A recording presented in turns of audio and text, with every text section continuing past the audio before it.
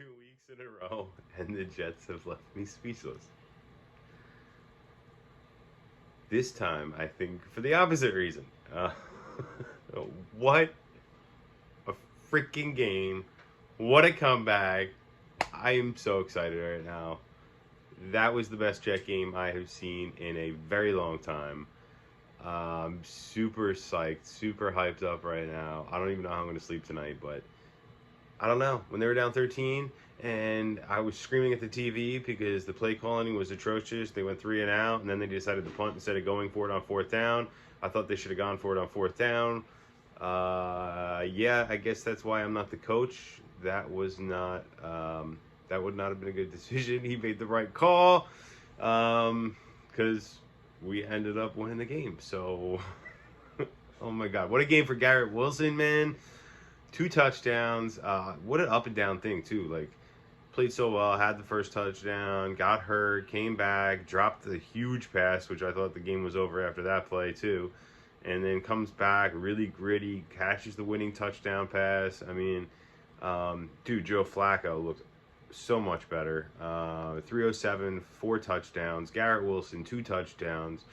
I think Corey Davis went for over 100 yards again, quietly, without anybody realizing it.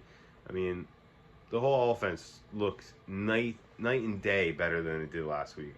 I'm not 100% sure what changes LaFleur made. I'm going to have to go back and watch the game a little bit more and kind of dig into it a little bit. But, you know, it is what it is. I don't know what's going on with my screen there. But anyway, yeah. Hope Quinnen Williams doesn't have a nagging injury. Looks like he got hurt but came back in the game. Sauce came back in the game, which I was really concerned about that. But as I say, Eccles, thank God Bryce Hall wasn't on the field. Eccles looked pretty good when he was out there. That was really a pleasant surprise that caught me off guard.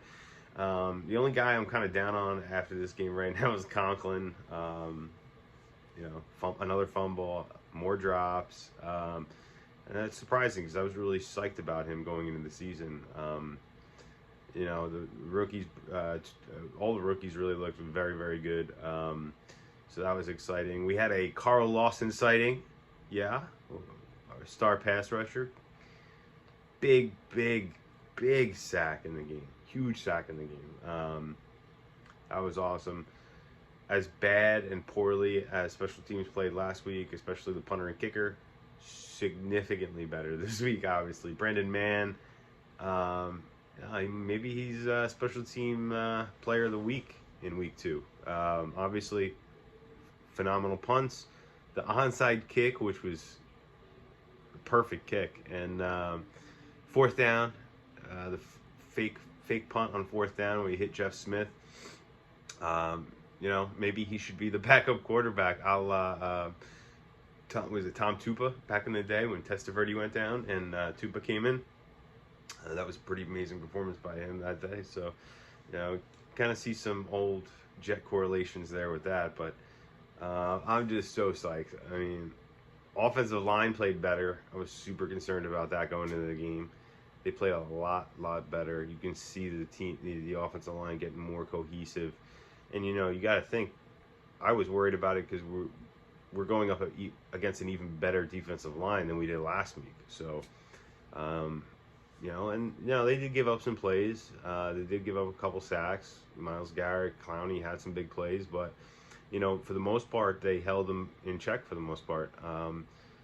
Still some mistakes to clean up. They got some things to work on. When they play a better team like Buffalo or something like that, you're not going to be able to make so many penalties and, give up fumbles and drop balls and stuff like that. So definitely some things to work on, but I could definitely say I'm super happy because I feel like the culture is changing.